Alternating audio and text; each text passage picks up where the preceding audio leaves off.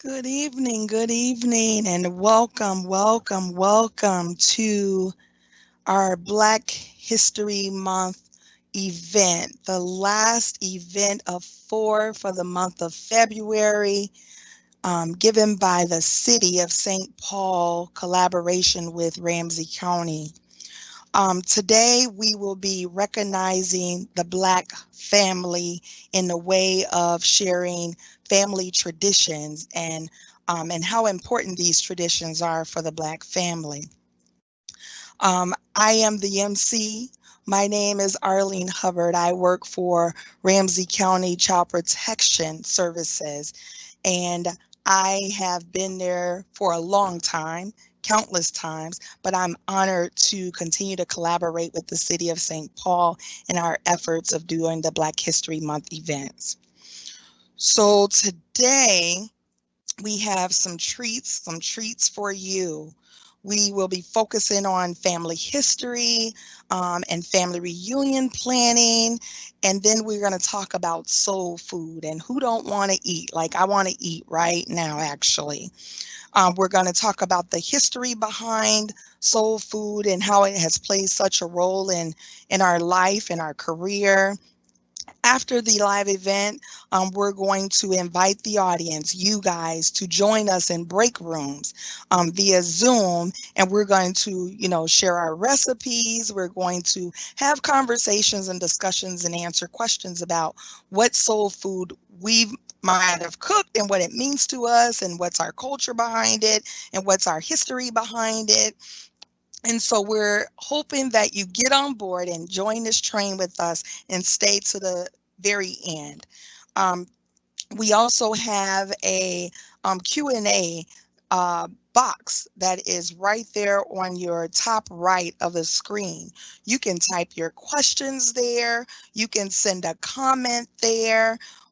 We just want to hear from you, and especially on this last event. Again, I cannot thank you enough for being here with us today.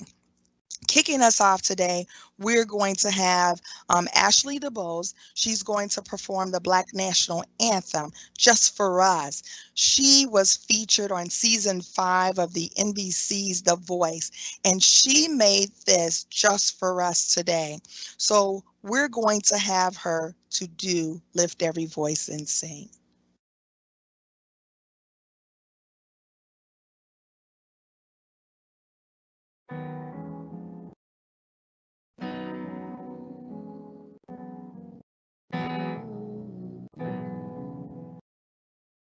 Lift every voice and sing till earth and heaven ring. Ring with the harmonies of liberty. Let our rejoicing rise high as the listening skies. Let it resound loud as the rolling sea. Sing a song full of the faith that the dark past has taught us. Sing a song full of the hope that the present has brought us. Facing the rising sun of our new day begun. Let us march on till victory is won. Stony the road we trod, bitter the chastening ride, felt in the days when hope unborn had died, yet with a steady beat have not our weary feet come to the place for which our fathers sighed.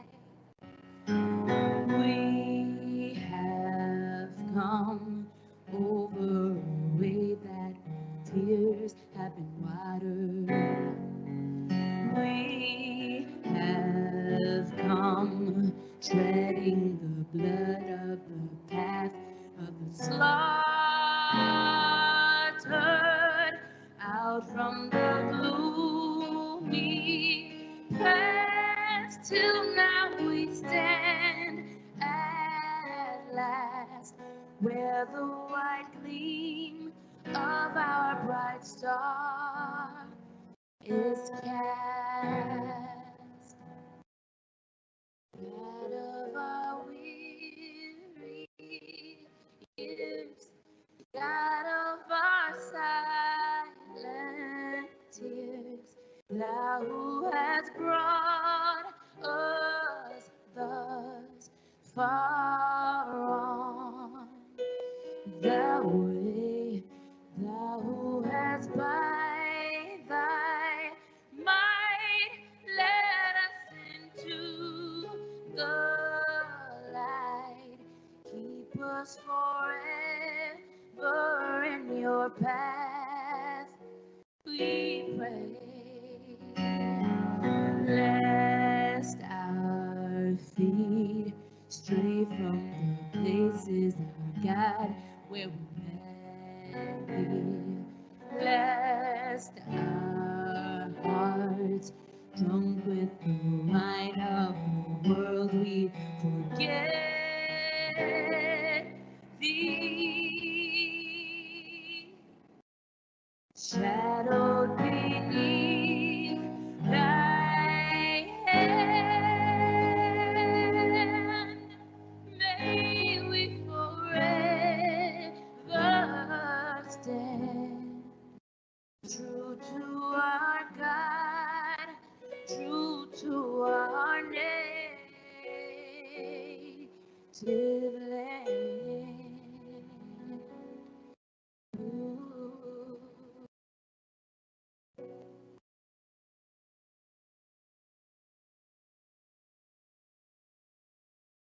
Thank you, Ashley. We normally end that song with a strong arm. We thank Ashley for that. And we understand why she was chosen to be the best female vocalist for the City Pages. Thank you so much, Ashley, for that. So next, we will have our very own Commissioner Tony Carter from Ramsey County. She's going to read the proclamation and explain the importance of this celebration. And it's nearly 100 years old.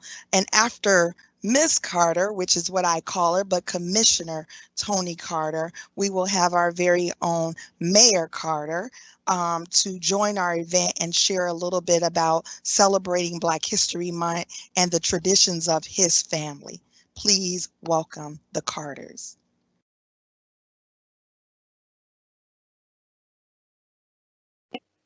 Hi, I'm Tony Carter, Ramsey County Commissioner and Chair of the County Board, and I'm just delighted to be here to be able to read the proclamation that we read at the County Board meeting at the beginning of February. I want to first thank all of those who are on the Black History Month Committee for 2021 for the rich set of events that you've prepared and that all of us have been able to benefit from this month. And with that, here's the proclamation. Whereas in 1926, Dr. Carter Goodwin Woodson launched the celebration of Negro History Week, and whereas February 1986 marked the beginning of National Black History Month to honor, recognize, promote, and preserve Black history and culture. And whereas the theme for the 2021 Ramsey County and City of St. Paul Black History Month observance is recognizing the Black family, and whereas the Black family is recognized for its long history and contributions nationally and locally, from the foundation built upon forced slavery, the migration across the United States for a better life, the building of local communities, faith-based organizations and businesses, and many notable historical and contemporary examples of Black family as a powerful force and a voice for social change. And whereas Ramsey County recognizes and celebrates the Black family for their connection, heritage, and commitment to one another and the broader community. And whereas Ramsey County recognizes how the Black family has helped to shape a future that is progressive through positive change, connected through old traditions, and that has secured fundamental rights of self-determination and racial justice in our communities and beyond. And whereas the role of the Black family has provided the foundation for intimate conversations between elders, parents, and caregivers with their children and family about lived experiences, about history and traditions, and whereas the Black family continues to build legacies that are rich in history and that guide individuals and communities. Now, therefore, be it proclaimed, the Ramsey County Board of Commissioners recognizes February as Black History Month in Ramsey County. And be it further proclaimed, the Ramsey County Board of Commissioners urges all Ramsey County employees, residents, and communities to honor, celebrate, and support the Black family as it holds deep roots of wisdom, progress, and resilience. Thank you.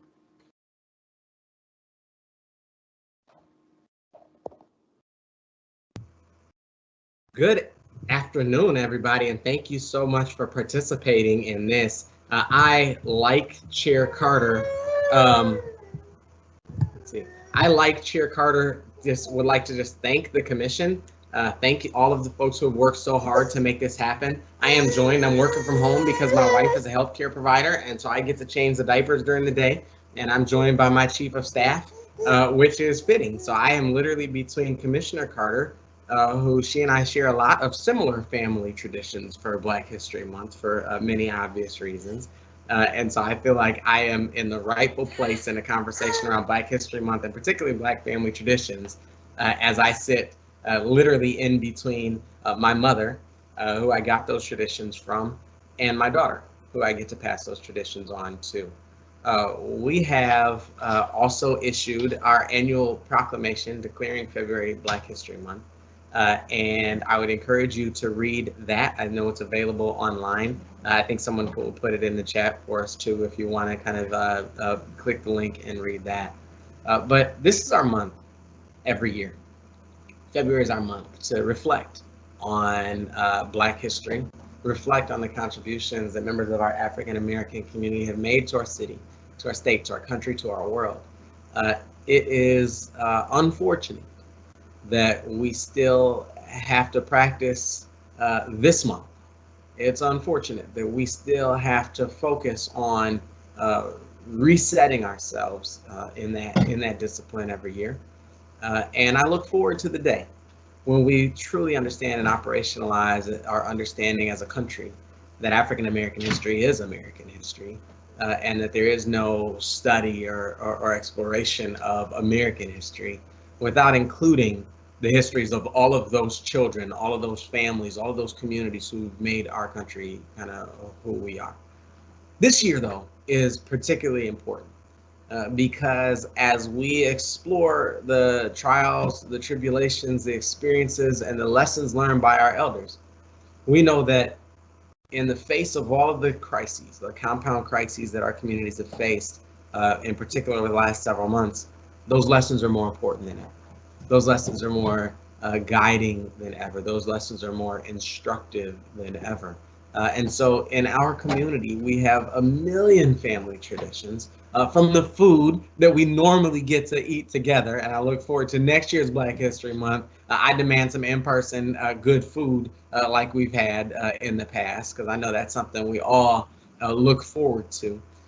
From the food traditions to the cultural celebrations, whether that's getting together for Thanksgiving or getting together to Kwanzaa or anything like that, to good music. And I know we're so proud of people like Ashley Dubose, and thank you, Ashley, for joining us and singing the Black National Anthem. And thank you for being an ambassador for St. Paul, literally around the world with your voice, to just our willingness to help one another out. One of the core traditions of our African American community is family. is community, is this notion of what Martin Luther King called the inescapable web of mutuality, that we know that what impacts you impacts me. So when I help you, I help myself. When I feed you, I feed myself. And that spirit of community is important now more than ever. We're in this era of social distancing, right? Of physical distancing, but we're also trying to figure out how to stay socially, culturally, and intimately connected to one another. So that's one of the family traditions that we're trying to continue. We do our family annual or weekly Zoom calls and walk by each other's house and wave and kind of do some of those types of things. And as I think about continuing those traditions, and changing them at the same time. That's what traditions are, right? As our generations come and go, as trials come and go, we continue to maintain the integrity of those families.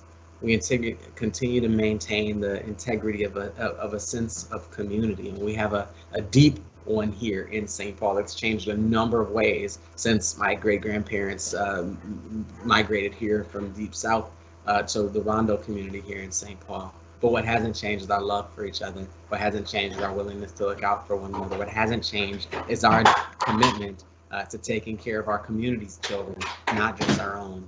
And I think what hasn't changed is the fact that we can all stand together and say that we are focused on lifting every voice. So thank you for the opportunity to share this space with you. Thank you for the opportunity to share this time with you. I look forward to next year's celebration when we once again get to share an amazing meal at the same time.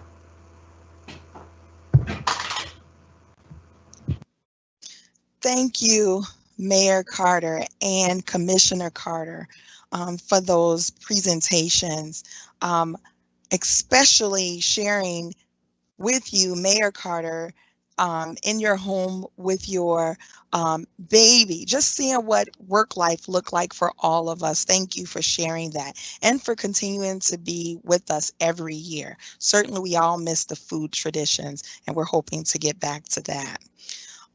Next, we will have, and Maxine Cunningham is the chairperson of her family's board of directors, and it has more than 600 descendants in 29 plus states and internationally in different countries. She is her family's modern day historian, and she's certified genealogist.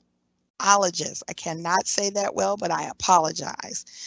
She's written and produced 2 videos based on her family's genealogical history dating back to the 1700s. She has an MBA, cum laude, in management or organizational development from Trevecca Nazarene University and studied criminal justice, sociology, and psychology. Please welcome, and I apologize, my very own cousin, Maxine Cunningham. Thank you, Arlene, for that introduction. I know when I was asked for it, and good evening, everyone. Good afternoon, everyone. It is my pleasure to speak to you from Nashville, Tennessee. I'm a Southern gal, born and raised in Tennessee, and thanks to my mom and my dad. And I am honored to share some of my thoughts with you today. Family reunions, let's dive into why do we have family reunions? Why does the Black family reunite from various states nowadays and to rekindle the kinship that was lost during slavery?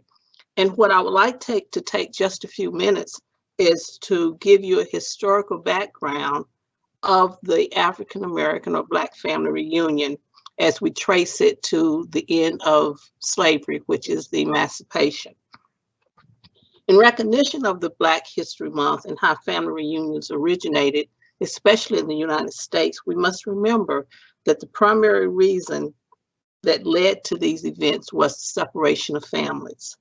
The slave trade that started in the America started when Africans were forcibly removed or kidnapped from their homelands, put on ships that were unfit for human cargo, and transported.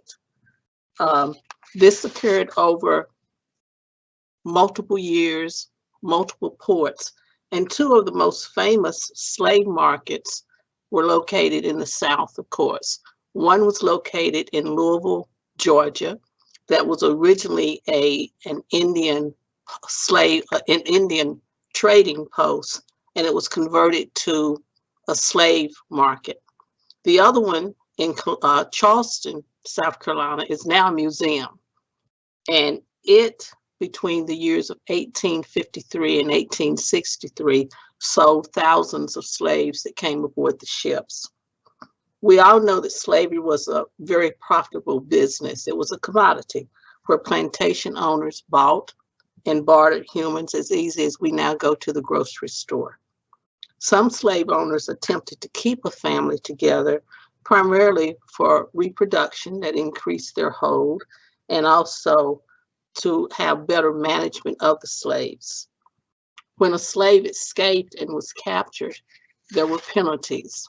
That slave was either beaten and then sold, which may have caused separation of family members, often resulting in the slave being moved out of state or to other plantations within that family. It's been documented that there were good enslavers. And of course, their incentive was to keep the slaves happy, content, if that could be possible, but also to increase their net worth. Often, parents were separated from their children. They were separated from their spouse. Even cousins were separated. So what happened when slavery ended, these former slaves had a need to reunite with their family members.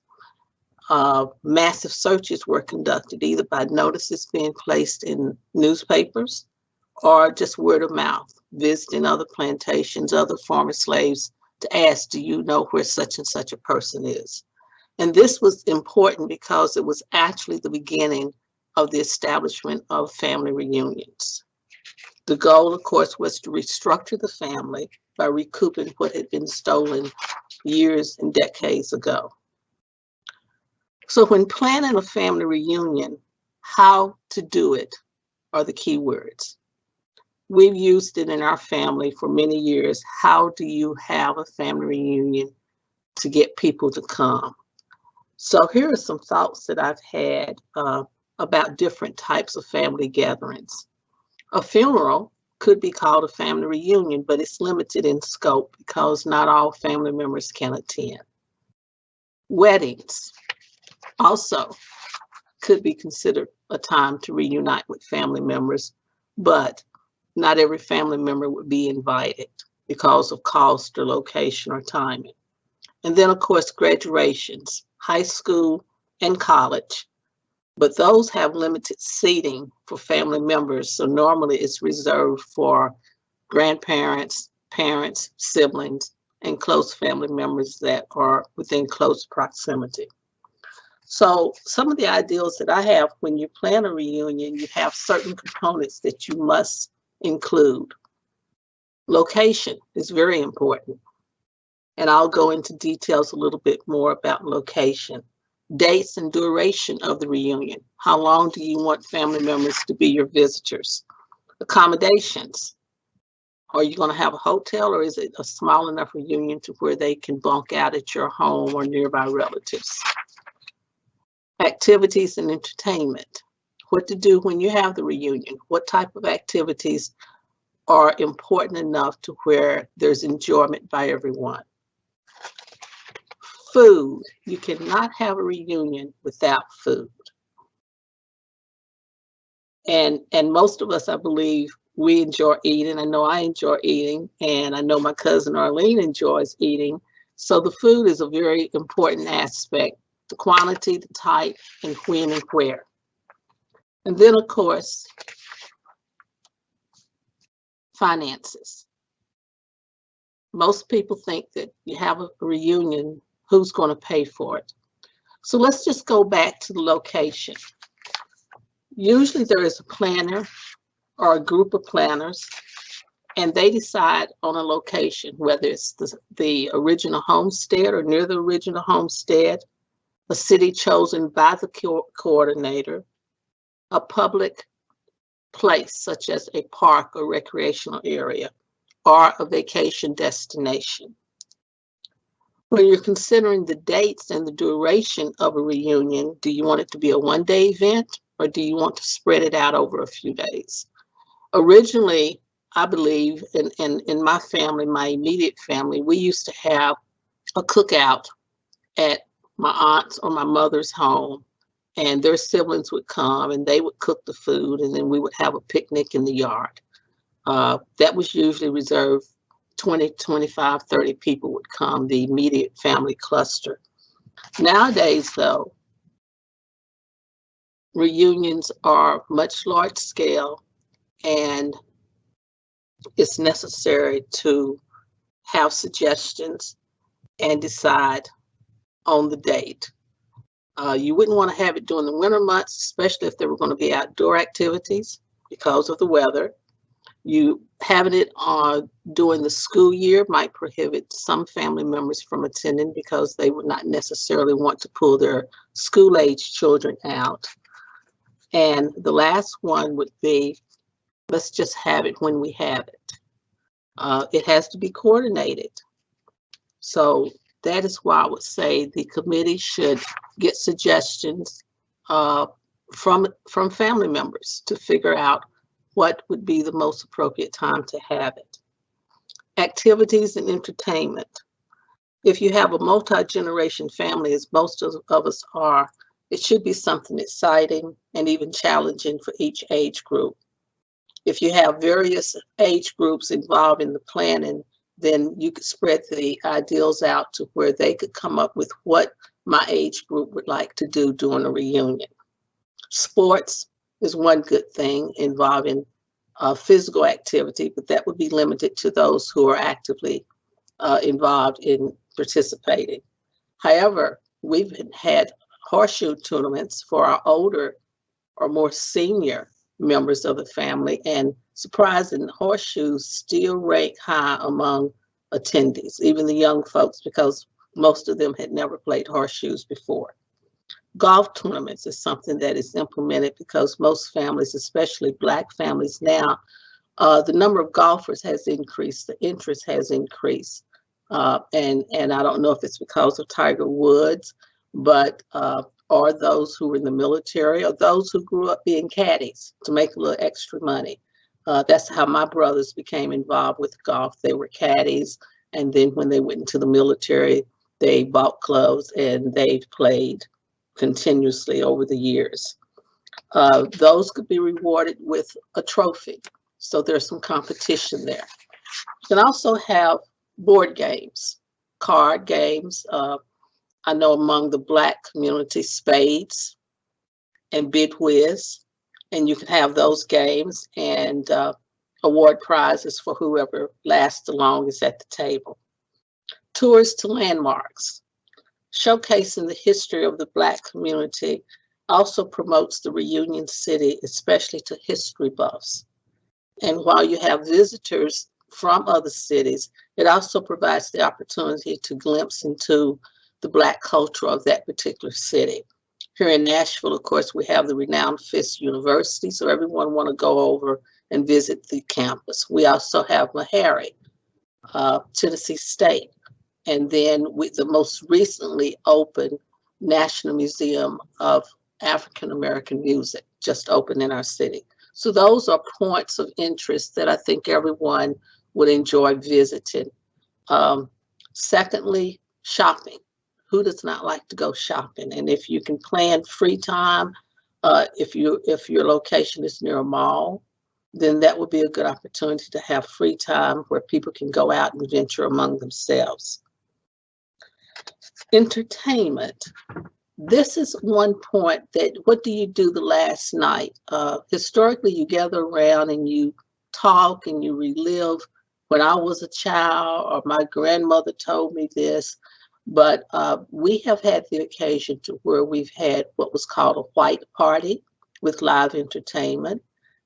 For the younger folks, we had a black party that provided games, pizza, painting, and to give them the opportunity not just to sit around and watch the adults do something. And that has been a very positive feedback that we've gotten from our family members who were in attendance. Accommodations. Nowadays, most hotels require contracts, and whoever the meeting planner is basically responsible for negotiating that contract. I would alert people that to read the contracts, because as you know, most contracts are written in favor of the person who wrote the contract or the business. So please, if you have a contract, look it over very carefully, line by line. And if you see something that you don't understand or something that is a burden, would be a burden to your family, make that known before you sign it, because once you sign it, you are obligated to fulfill the contract. Now we're going to go to the food. What would a reunion be without food? From the beginning, early reunions were covered dishes that every family member, I'll bring the baked potato, I'll bring the potato salad, I'll fry the chicken, and they would come out and bring that. The host would primarily be responsible for making sure there was enough food, which limited the amount of time that the host or the committee has to really visit with family and enjoy themselves. 1997, I hosted a reunion here in Nashville, and I was going to do it all by myself with my children helping me. And after the reunion, I slept for 2.5 days because I was really worn out. I advise against that now if you can prevent it, because the reunion is to give the host the opportunity to visit and meet family members. If you have a multi-day event, you should have a meet and greet on the first day, and you can have some light food, sandwiches, or you may decide that you want to have a full meal for those who have traveled to come to the reunion. The next event that would be food would be the picnic.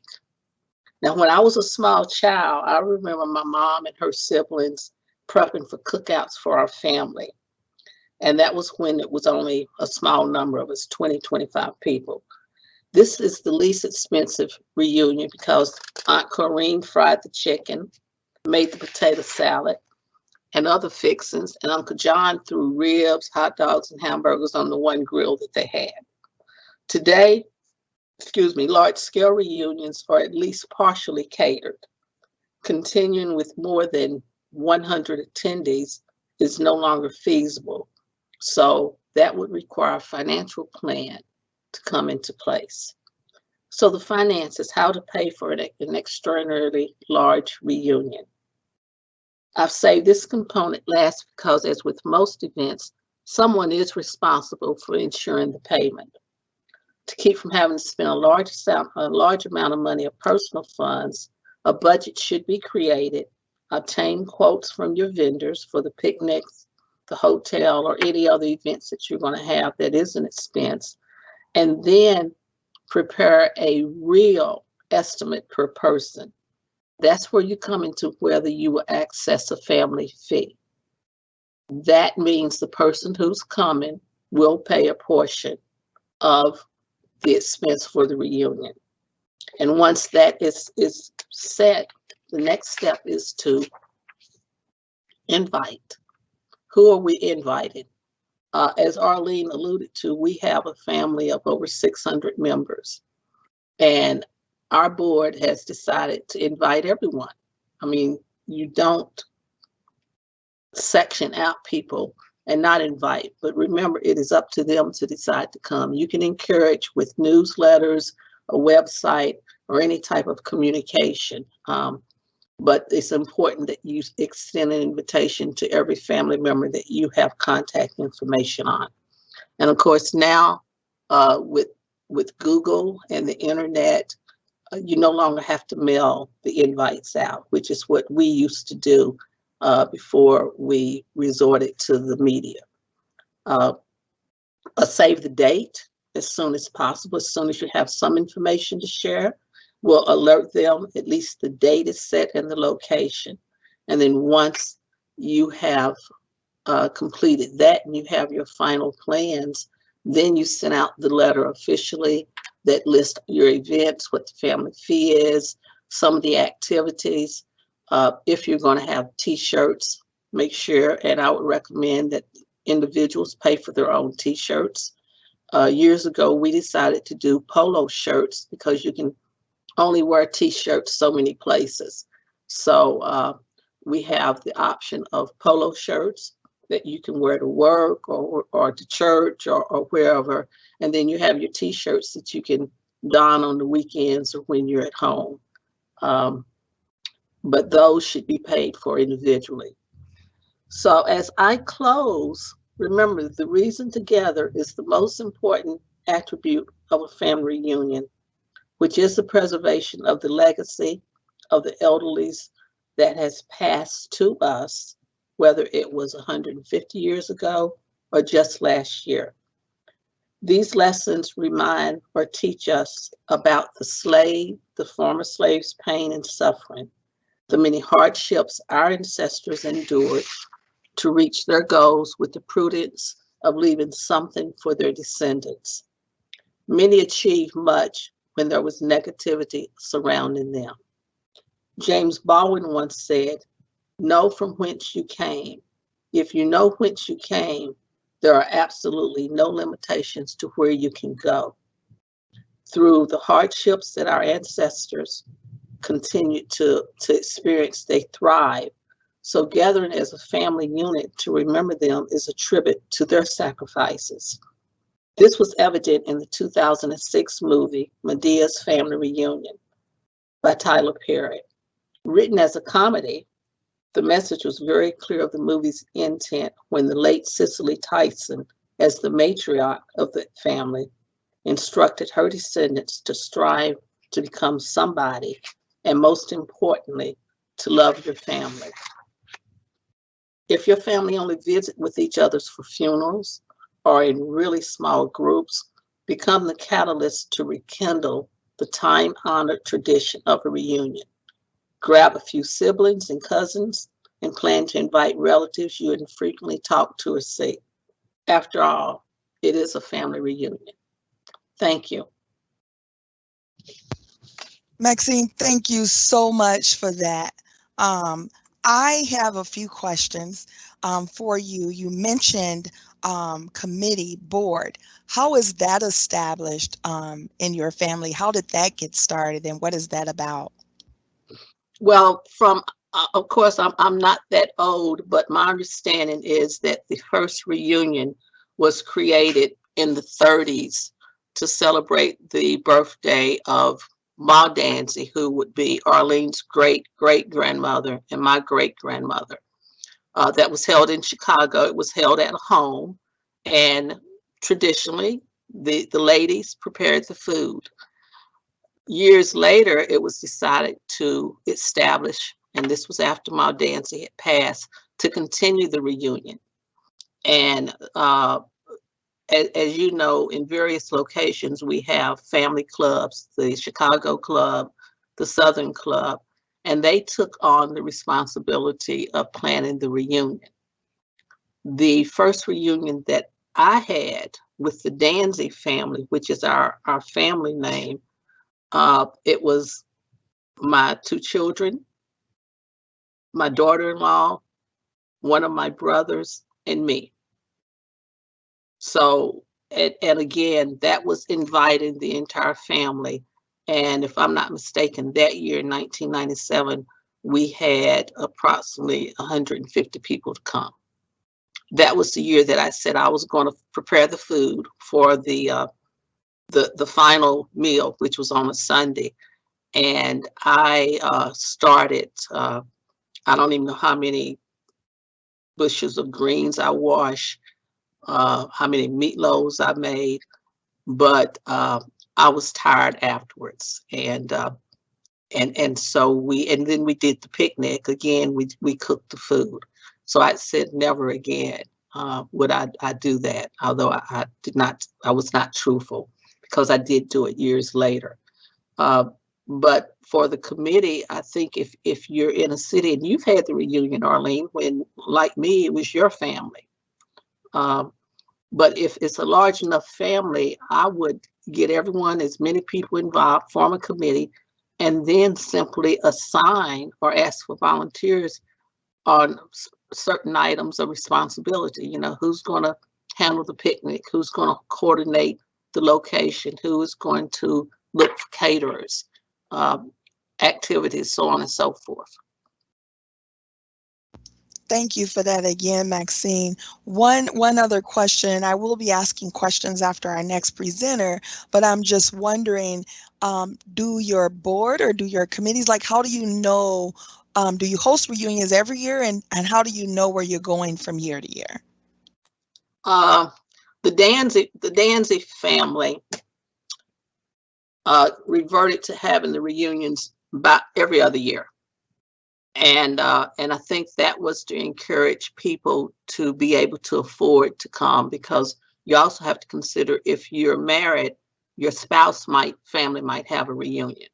So you can't go to 2 or 3, or the likelihood of you going to 2 or 3 reunions. But in our family, the various clubs host the reunion.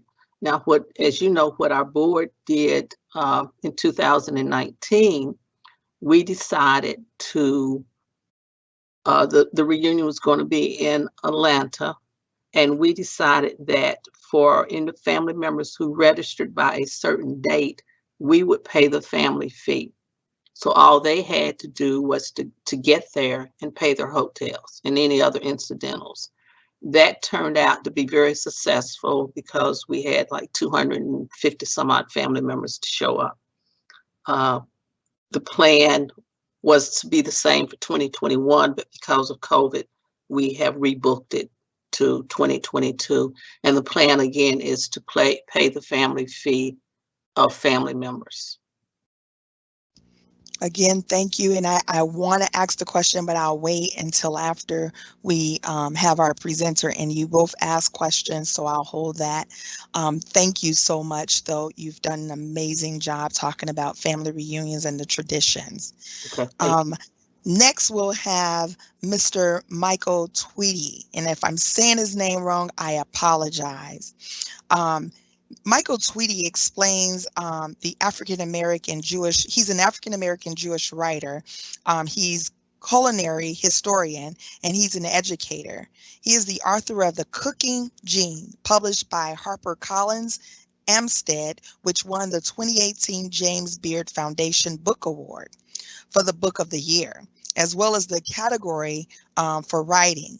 This book was also the finalist for the Kirkus Prize in Nonfiction, the Art of Eating Prize, and the Barnes & Noble's New Discovery Final in Nonfiction. Mr. Tweedy, am I saying it right? I apologize if I'm not. Tweedy, it's Tweedy. fine. My sister. Okay. Well, welcome, and we will now have you to present. Thank you, sir. Great. 20 minutes is tight, but I'm going to try to make it. I'm going to try to make it work, because I get on one of those preacher tangents, and you know, Miss Maxine's potato salad may come in handy because we might be here that long. So I love the perspective of doing family reunions. My youngest uncle used to edit the newsletter for OGS many years ago, Stephen Townsend. So I'm familiar with big family reunions and how they work, and how the factions can be, and the food preparation is I will second that, is one of the monsters of these affairs. I kind of want to talk about a different kind of family reunion, and it's a story that we don't often get to hear about. I'll just start by saying that one of the things that I've enjoyed in reconnecting with different parts of my family, I remember a couple of years ago, more than a couple of years ago, my late grandfather, who lived to be 99, one month shy of his birthday. I remember going back to South Carolina to be with granddaddy and the family, and my grandfather would always run around, and he was not still, and he was not quiet, and he was an activist, and I loved all that about him. But I remember, now that I am a chef, now that I am a food writer, now that I'm a living history interpreter who deals with food, really paying attention to the different aspects of, the fact there was the pecan trees in the front yard, the fact that we had the barbecue pit. Real Southerners, we don't have a little grill. We have a hole in the ground. We cook food in. And my Aunt Brenda, who's an incredible cook and chef, she had brim and catfish from the mill pond by their church. And so just drawing, things being drawn from the land, the smell. And of course, in South Carolina, they do this horrific practice of shooting guns off on July 4th and other things. Learn how to duck if you're a South Carolinian. I don't know about Tennessee, Ms. Maxine, but I know in South Carolina, them guns will go off on July 4th, which is frightening. But it's all a part of the tradition of us coming together. And I remember learning how to do fried green tomatoes that day, the way she did it, which is slightly different the way that my mom's mom did it. They're two different families. And a large part of my work has been to go to the source. Unfortunately, the pandemic has interrupted my year's travels to West Africa. I've been going to West Africa for the past 3 to 4 years, at least twice a year, and going during the dry season. So that's it. If you know West Africa, there's no getting around once the rain starts falling, not easily at least. But I've been to 8 different countries on 7 trips. And most of those trips have been planned visits to rediscover our food roots. We often say the phrase, well, part of our tradition came from Africa, but no one actually breaks that down. And that obscures the agency and ownership of our food tradition when we don't know where those things are rooted. And in the mainstream media and scholarship, you rarely hear this discussed. I'm not a big fan of the frequent credo that you see in a lot of our textbooks and a lot of our books, which is, and I'll put it indelicately, black-eyed peas, watermelon, okra, and rice. Ain't those Negroes so nice? No, it's bigger than that. It's more important than that. It's more journeys than that. It's very complex. And so the Cooking Gene, the Southern Discomfort Tour, and other projects that I've been involved with have been about putting myself under the microscope. I remember the first time we went to South Carolina, my father took me down there when I was 6 years old. And I'm not shy about saying that I've come a long way, as my mother used to like to say. I did not dig our food when I was little, because I grew up in the first full-fledged fast food generation. And, I remember going to Lancaster, South Carolina, and my grandfather had what we call Hoppin' John. Some people call Hoppin', we call peas and rice on a table. And then there were these stacks and stacks of these big bags of rice in the corner. And, I didn't know I was geeked to the bone, but they knew. And I just looked at that pot and I just started crying because there was a ham bone in that pot. It was just like my grandmother's kitchen from back home in DC. She was from Alabama, and my other grandmother was from Virginia. So I had these 3 parts. And every single one of them, it was always some kind of vegetable with what kid likes vegetables? And bones in the pot. And I just thought they were just like boiling graves, these big old pots. And then this certain scent, the smell of country ham or country meat cooking with the greens and the this and the that. Well, I was not used to that. I was used to it, but I didn't want any part of it. And so I just cried and cried and cried. And my daddy took me to the Piggly Wiggly. And the minute I saw the smiling pig looking at me, I started to get frightened again at the South Carolina place. And I told Daddy, said, what are you going to eat, son? I said, I want chicken soup.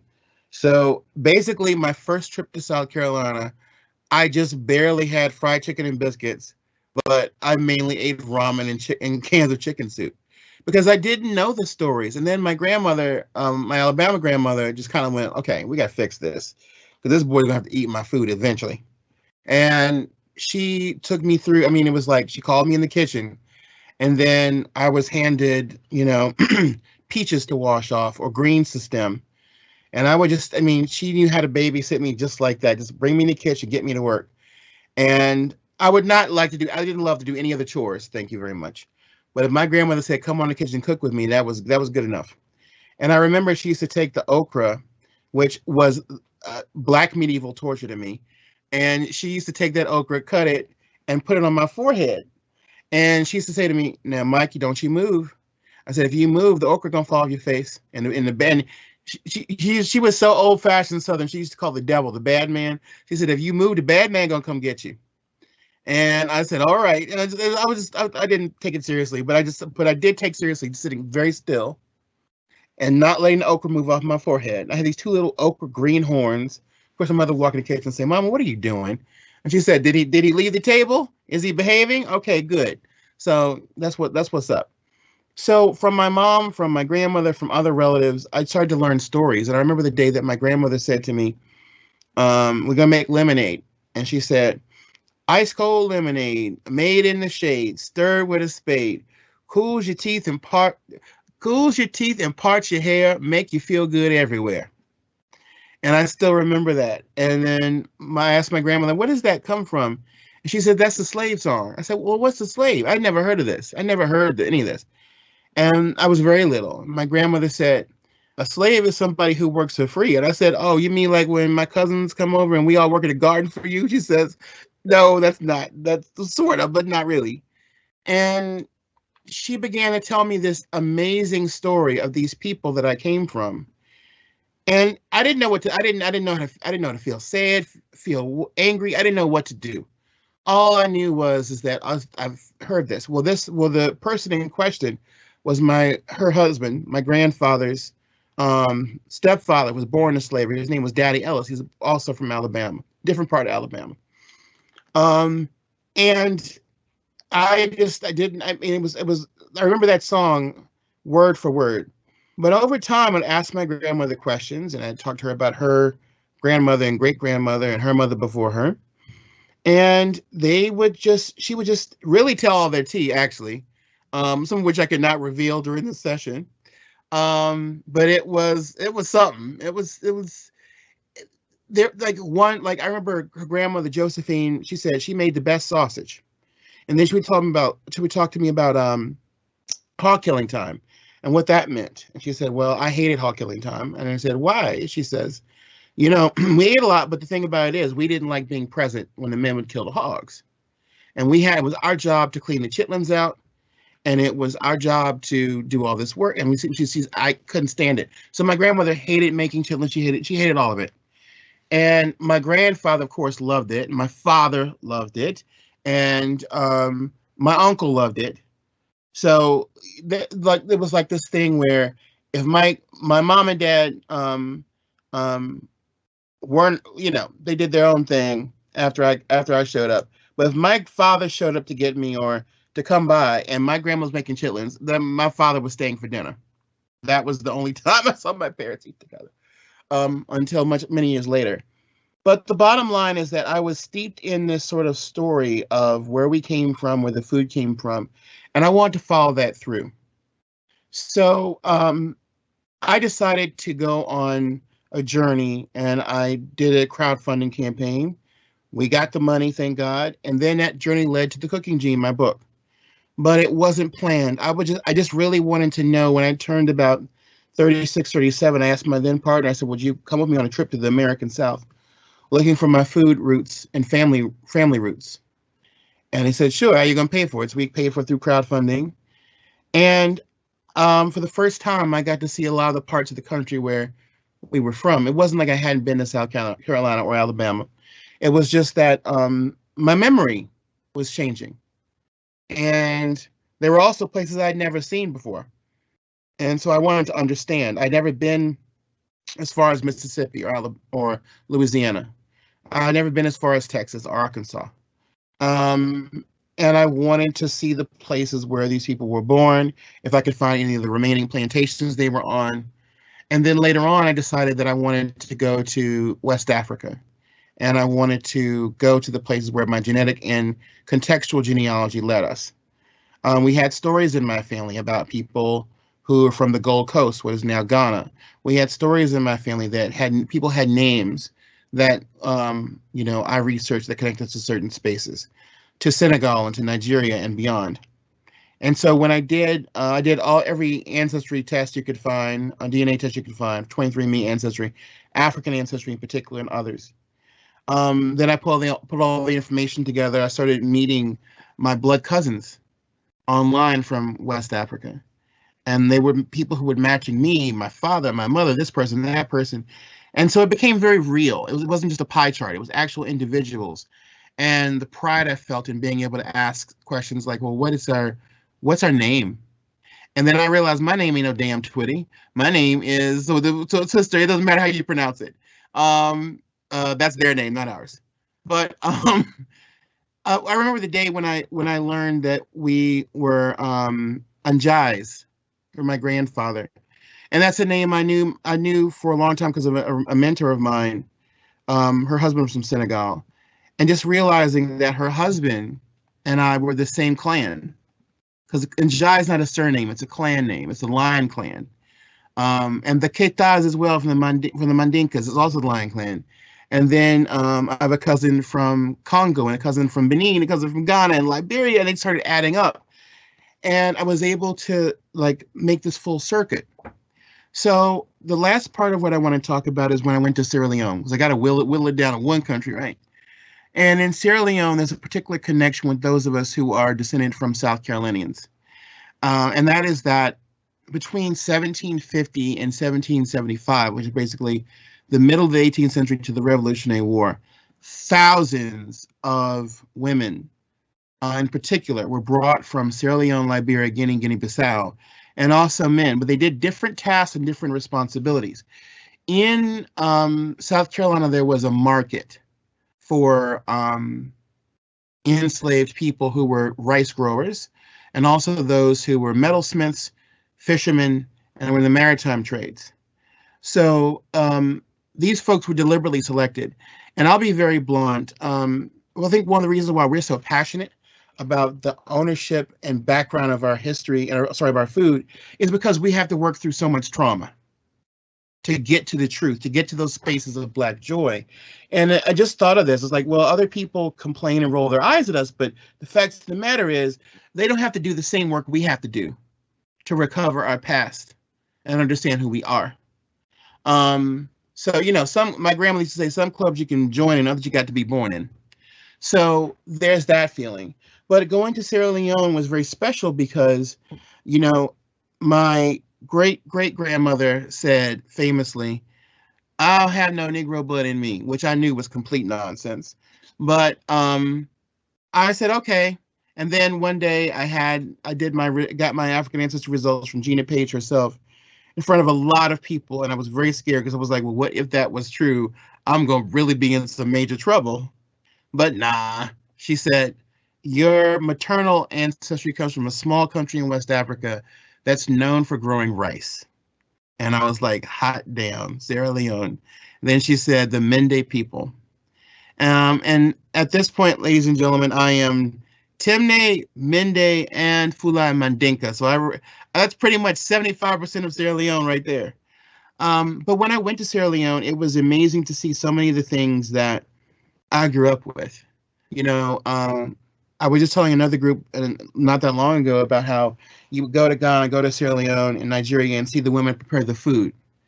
And it was the same joking, the same dancing, the same laughter, the same elder, the matriarch going from pot to pot going, are your hands clean? There's too much of that. No, stir it this way. Didn't I tell you to make it this way? The same kind of like banter. And one of the most special parts about Salon was when I saw these huge pots of rice, and my mind went back to when I was little, because I did love rice, but I didn't love the bones and things. But now I'm cool. So this whole pot with the banku stick, and she's stirring it. And in more than one country, I've had the experience of they'll say, "Come taste this," and I knew better than to use a spoon. You don't put that spoon in your mouth when you put it back in the pot. No. So I knew to put it on the back of my hand and lick, and then wash your hand off. And then whenever I would do that, the women would just have an emotional reaction. They would just holler. They'd be very pleased. And at first I didn't know why. And then I realized, oh, I get it. I come from a woman who came from a woman, who came from a woman, who came from a woman, who taught us this from generation to generation. At the end of this particular feast, the ancestors showed up. And those two ancestors take the form of the leopard mask for the men and the sandee mask for the women. And then the mask of the women is danced by a woman. And that makes those cultures in that region of Africa very unique. But when the leopard dancer comes out, he is covered in raffia palm, and the top is his crown made with leopard skin, and then the top of the head is mirror. And you're not supposed to touch the masquerader, but you're supposed to bow, and then the masquerader dances around you and with you. And when the masquerader bows, the mirror on the head of the masquerader, the leopard mask, you're supposed to look into it. Because once you look into the mirror, the crown of the leopard masquerader, it's not just you're seeing your ancestors. They're reflecting you. And then the sandee mask comes out. And she's very, I mean, the mask actually covers the face. You can't see any eyes, nothing. And she comes out and she's very maternal. She comes at you and she hugs you. And I broke down in tears because I was getting my name. My Mende name is Kafo, which means born in the morning. And so then we did these few other rituals and things. But I say this to say that, my grandmother made amazing red rice. Some Southern folks, we call it Spanish rice. Ain't nothing Spanish about it. That's our rice. With tomatoes, with onions, with all this good stuff. And I remember the taste of that and how I love to make it. I actually made that on the show with Padma Lakshmi. And my grandmother would make it, but my grandmother's mom and her mother made it. And then now that I know that my 6th great grandmother came from Salon, that she was a Mende woman, and that the skills that all Mende women possessed in growing and processing the rice made them the most valuable enslaved people. Once I got that through, I said, wait a minute. I come from the elder woman, Mama Wove, who had a daughter whose name I'll never know, who had a daughter named Nora in 1800, who had a daughter named Hester in 1828, who had a daughter named Josephine born after the Civil War, who had a daughter named Mary born in 1890, who had a daughter named Hazel born in Birmingham, Alabama in 1925, who had a baby boomer named Patricia. And one day I asked Patricia, what's the best thing you ever cooked? And she said, a little black boy named Michael that I baked low and slow for 9 months. And that's how I became an American. Yes. Michael, thank you so much for that. That was hilarious. That sounds exactly like something one of our parents would say to us. Always something funny, right? It's not the answer we was looking for, but it would be something that would be hilarious. Yeah. Thank you so much for your presentation and how you incorporated your food, which is the conversation that we had you here for with the family reunion talk that Maxine talked about. So I want to urge our audience again, if you have some questions, to please send your questions on the right-hand corner where it says Q&A, and we'll be asking those questions right now. I have a few questions that I wrote down myself from listening to you guys. One that I would ask both of you guys to answer, and I guess Michael maybe can go first and then Maxine, or however. One of the questions I had is, when we're talking about African American and cultures, what is one of your favorite foods? Oh, Lord, have mercy. Well, we're going to be here all day. Look at us both go, okay, wait a minute, which one? Okay, so when I was growing up, I did not like okra. But now when I started growing the food and working with doing the research and growing the food and talking about heritage breed animals and fruits and things, I said, okay, I'm gonna grow this and try this. And so I really love the fact that okra should only be about as big as my pinky and young, and it's fast. Once it starts growing, it's real fast. You should never let okra overgrow. And so just taking that little bit of okra, chopping it up, making okra, corn, and tomatoes, I think is one of my favorite things now in okra soup. One of my absolute favorite things. But if I'm gonna be real with you, I'm gonna be a dude. I'm gonna say fried chicken and barbecue. I ain't gonna lie. I don't care what the buckra say. Those are my two, and then of course red rice. I can eat red rice and jollof rice every single day, chicken and rice in some form every single day, and be happy and you know whatnot. I thank you for that. I thank you for that. I was going to ask you about that okra because I too hate okra as a little kid, and I will not eat it still today, but I appreciate that conversation. Maxine. Gosh, what is my favorite food? I'll have to say okra is not one of them unless it's fried. I can remember my mother taking okra, and our house she bought an extra lot, and she would call that her garden. And I said, no, that's your farm because you pay someone to ply it up. The garden is in the backyard. And she would grow okra, and she would cook it with greens, put it on greens, and cook it. I did not eat that. Macaroni and cheese, I can eat it every single day. I usually, when I make it, and there's only 2 of us living here, but I make a big casserole dish of macaroni and cheese, and it is never thrown out as being old because I eat that every day. And I use the same recipe that my mother used. I won't say recipe, I cook it the same way as my mother because she never taught me how to cook, but I was nosy and I would say, how'd you fix this? How'd you fix that? So my brothers have confirmed that I cook like my mother, but macaroni and cheese is my favorite. Very nice. I appreciate that. So those are both 2 foods actually that we will be covering today in our live events on Zoom. So thank you for the chicken and the macaroni. And you also mentioned chitlin. So that's another chitlin room is happening today as well. Another question that I have, one, I'll ask Maxine first. This question is to you.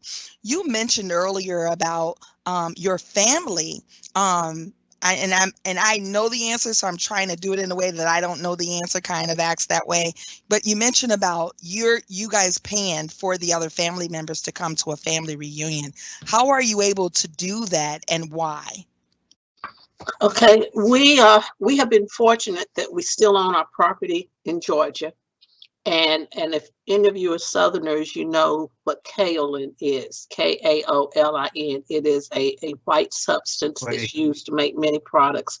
And our land in Georgia, in Washington County, Georgia, is rich in that. So we have a mining contract, and we have been very fortunate to make some money.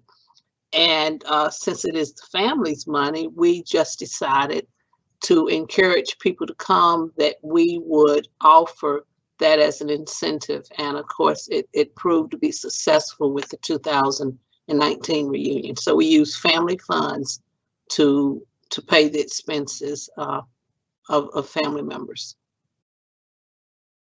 Thank you for that, Maxine. Mr. Michael, because I am struggling with that last name, but I like and I'm laughing about the fact he was like, that ain't my name anyway, but your name is Michael today.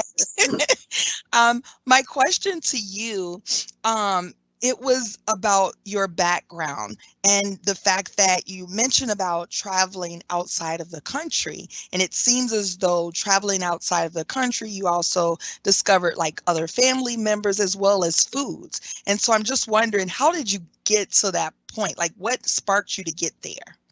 So I'm a firm believer in experiential knowledge. And I will say to you and Miss Maxine that I've actually seen the white clay in Ghana too, and in Sierra Leone. They sell it in the market, and those are only women who sell it. And there's a very specific reason why. And I remember my dad, first time not the first time, but when we went to Virginia, where my paternal grandmother was from, my father took me out to like this clay bank, but it wasn't white clay, it was red clay. And he with a shovel, and I just thought, okay, either he's gonna kill me and bury me, or something else is gonna happen. Well, Daddy took out that shovel, dug in the clay, and without saying a word to me, he popped this pea-sized piece of red clay in my mouth, and shut my mouth. And then he said, "Son, you gotta understand that white clay and that red clay was our vitamins." And I said, "Are we really doing this? Are we really doing the eating dirt in the South thing for real?" And he said, to teach you a lesson. And I remember he said, he laughed at me and he said, "Tastes like chocolate, don't it?" So that's my clay story. I just want to let you know that. And I bought some of that sacred clay when I was in Africa, that white clay. So I think it's important to see these places and go there. If you can make your pilgrimage to Africa once, it's a blessing. But, I started taking people with me. I started raising money and taking money in my own pocket because we have these young chefs. When I say young, it's relative, who, had sometimes they'd done their genetic genealogy, sometimes they hadn't. But the bottom line is they wanted to go to the continent and see where our food came from. And it's fascinating because they got to learn in trips to Benin. We've been to Benin, Ghana, and Senegal and Gambia. In fact, we were there when the pandemic really hit the United States. And the irony is that we were in Jufere, the village of Kunta Kinte's birth in Gambia, the day that we were told, y'all may not be allowed back in. But that was cool because, had the really nice hotel in Gambia and you had your own pool to your room. So I was like, okay, I can deal with this, as opposed to dealing with 45. That's another story. And I just think seeing the place itself and having that, there's so many things you already know or you've read, but then you learn that you really don't know anything. And it's exciting because you get to go back through the books, back through all the material, back to asking new questions, and you find out so much more about yourself. Thank you for that, Mr. Michael. Maxine, a question for you is there any books or resources that one could get when it's talking about family reunions and the history behind that? There are numerous books now in most local libraries. When I began my genealogy research, I did not find that many. But now I know the library here in Nashville have a great number of resource books on family reunions. You can always Google it. The internet is full of ideals, and then word of mouth. Thank you, Maxine. Michael, I think this would be kind of close to our last question for the day. Sure. One of the questions that was asked, and these questions are from our audience, is they heard you mention that you had some Jewish background, and they wanted to know if you could speak about how that influenced your life as a chef. So I think that, well, the first thing people should know is that it's kind of complex because I knew that in my maternal grandfather's family, we had Jewish blood ancestry, German, not Black. And so that was one thing. But I converted to Judaism when I was in my 20s, early 20s. And I was a Hebrew school teacher for 15 years in the Orthodox, Conservative, Reform, Reconstructionist, Independent Havarah movements in mainstream American Judaism. And over time, I started to develop sort of an interest in kind of cooking I call kosher soul. I did not grow up with that, but I've certainly innovated certain things and been around people who innovated part of that cuisine, particularly Black women who worked in or alongside Jewish women in the Deep South. And so for a lot of those families, they did not keep kosher. Let me just make that clear. But sometimes they would keep kosher in the house, but not outside the house. Sometimes they would keep kosher for holidays, but not other days. For example, Shabbat, Sabbath. But a lot from New Orleans to Charleston to Savannah to Natchez, Mississippi, and beyond to Memphis, there was a whole cuisine created by African American women that fused the cuisine of Jews of Central and East European origin with, Afro-Creole food from the South. A lot of my colleagues and friends and associates and co-religionists do not actually do this. So I found out in the process of writing Kosher Soul that there was only a handful of people who did this kind of fusion cuisine, but that still did not remove the fact that that food was real and present, and it ranged from anything from, for me, I make things like kreplach, which is kind of like I call the Jewish answer to wontons, with collard greens, stuffed collard greens, like you stuffed cabbage, matzo meal fried chicken. I do beef ribs instead of the other ribs for events, for so it's like a whole blending of all these foods. But the fact of the matter is that in the Western world, as it changed from being locked away to being the Americas, and mercantilism and colonialism being the motivating global factors, the African and Jewish diasporas have lived side by side and created side by side for 500 years, if not longer, when we talk about other communities.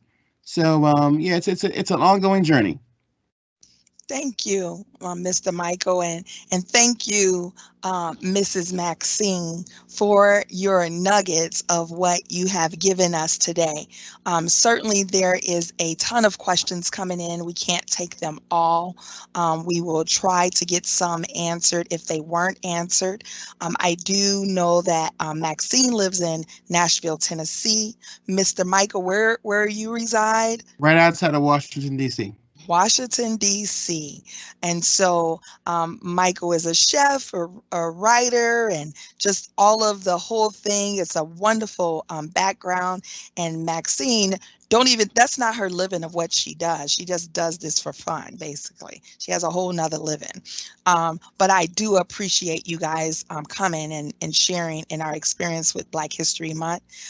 I would ask our audience today to please join us in our breakout rooms. I do know that the breakout sessions links have been put into your chat box here in the Q&A session. We have the breakout rooms of the greens room, the sweet potato pie room, the fried chicken room, and the chitlins room. And those rooms, we would have conversation about those foods. And so certainly you can join us there. I also want to say again to our audience, this is our 4th event. Thank you so much for joining us. If you've been here for all 4, I hope you've been just overwhelmed with some information that you didn't know. And I hope you enjoyed basically all of those events that you've came to during the Black History Month. Please know that everything we've done will be posted on our website, on the Engage St. Paul website, which has also been posted. So please join us in our Zoom room. And thank you so much. Have a great day. Thank you.